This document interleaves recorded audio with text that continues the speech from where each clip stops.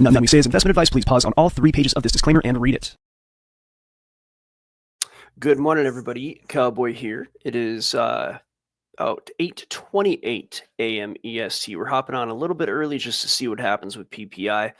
And, initially I thought we would see price head down a little bit, and we may still, just a little bit, not a huge move. You can see that I've got kind of like just a small move down and then perhaps a bounce up or down. Um, really hard to predict right now. If I were to simply go by even the algos, whether or not this is going to happen, let's get rid of this mess here and see.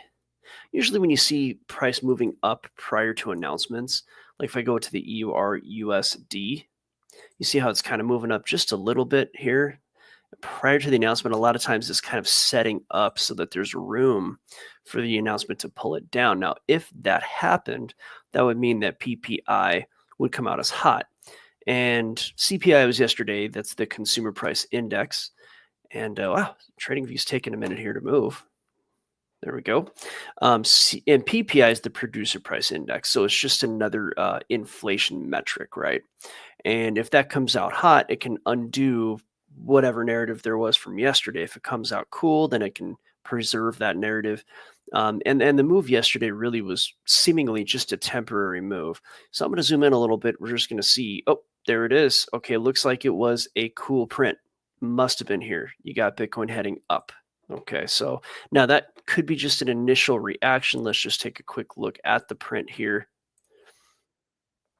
Okay, so we got Friday, Monday, where are we? Thursday. Pending. Okay, so far cool across the board. Oh, wow, very cool. This is a very cool print. Much, much cooler than expected. Unemployment claims still pending, but the PPI print was really cool. So back to the price here.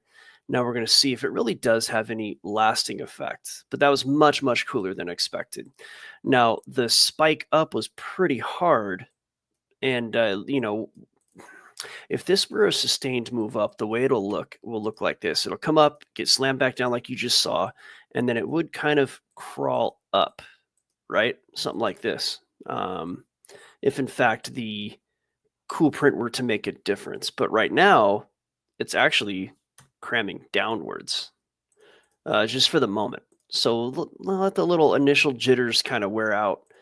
Roll over here to the 5 minutes. So you can see here on the very low time frame, there was a hard spike up, and then now price is headed down. But what this might simply be is just shaking off some of the longs, right?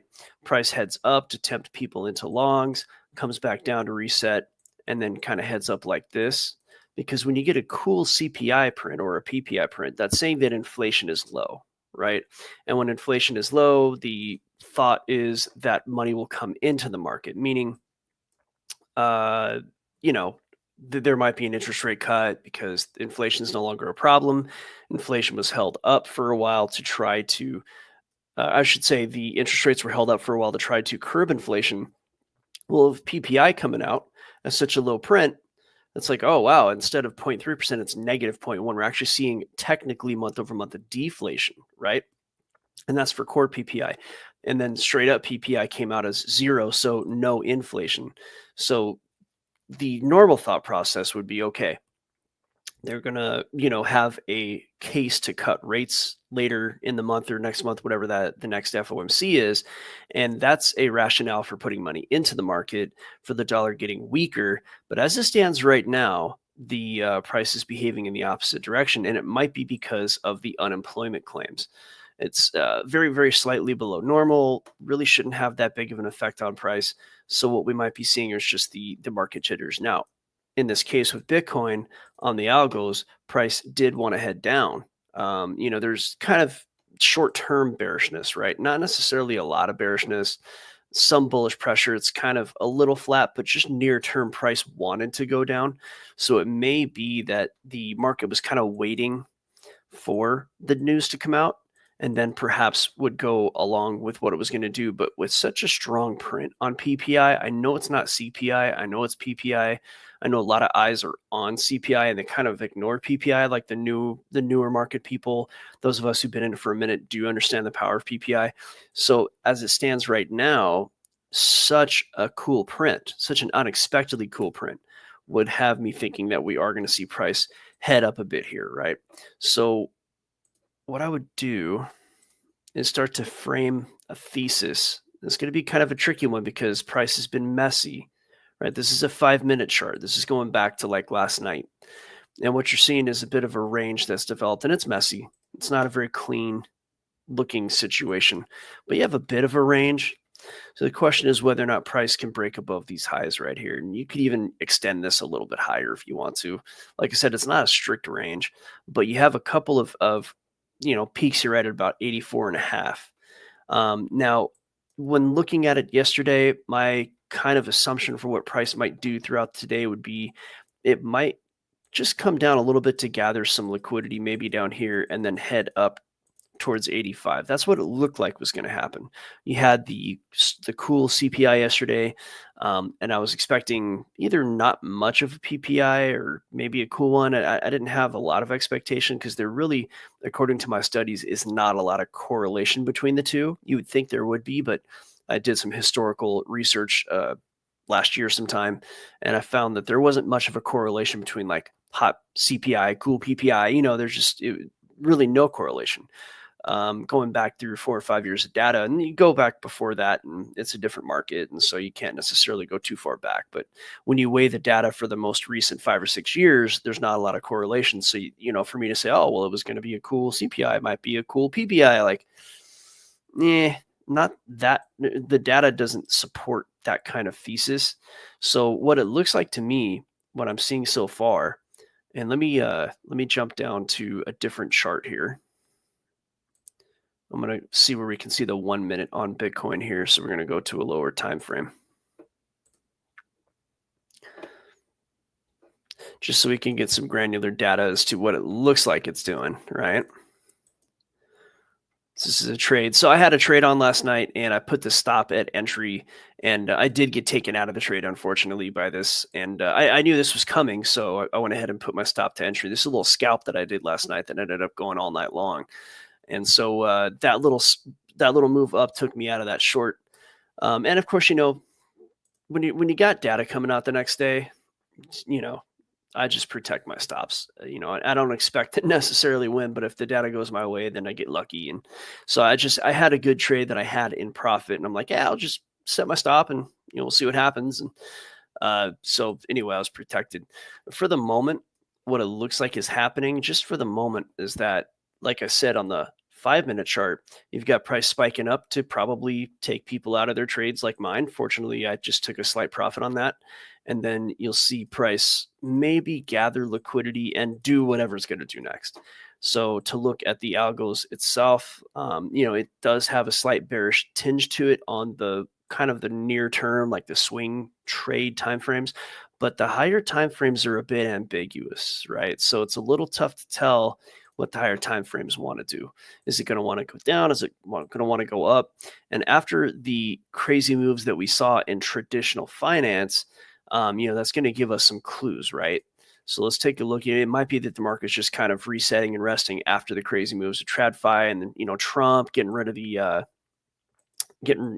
or negotiating away, or however you want to say it, the tariffs of Canada, the energy tariffs, and all that. So to look at NASDAQ, it's still looking pretty bearish to me, but there's a case that we could see price kind of start to stabilize for the NASDAQ, just like we are with Bitcoin.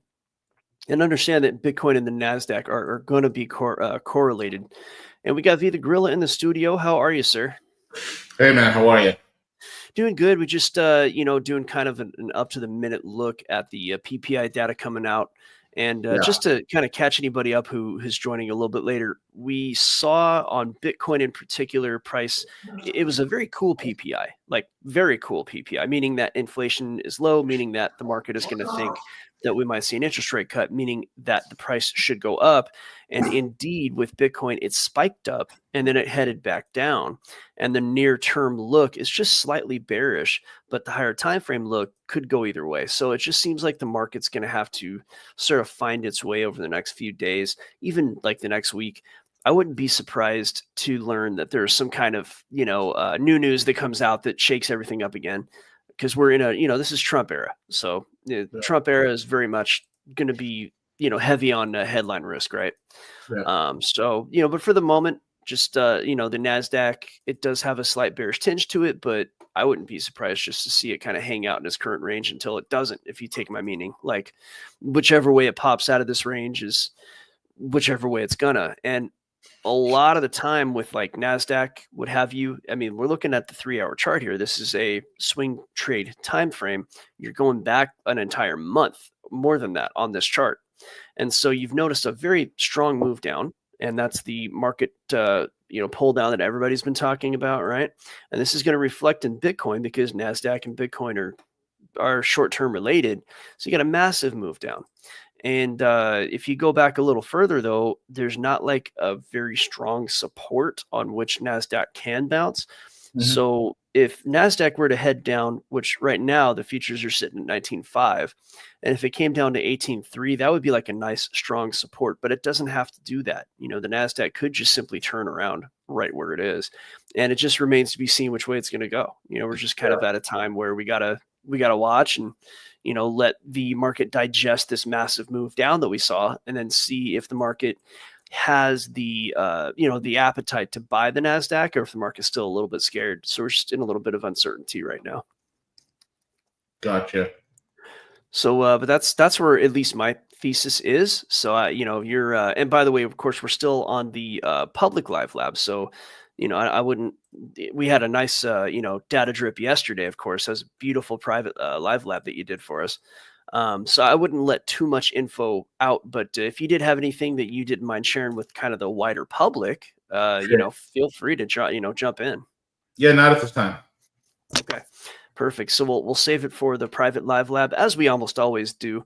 And we're darn good at this, right? So one thing to understand about markets and trading is it's not always time to trade.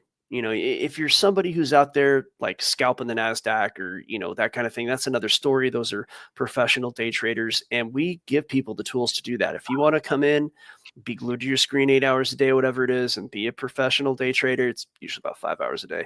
And we'll give you those tools. Like that is really something we could do. A lot of people, they don't want to do that though. They just want to, do like swing trading, or they want to, look at the market for an hour or two a day and set up some trades and walk away and live their life and do their job.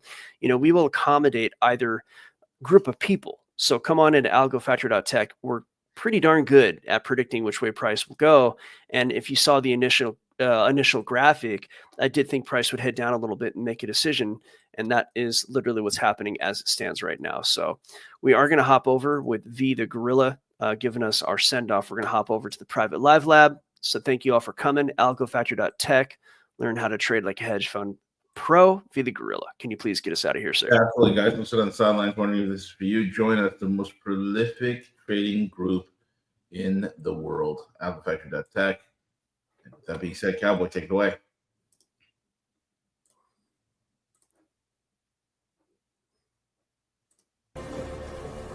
Join us or die.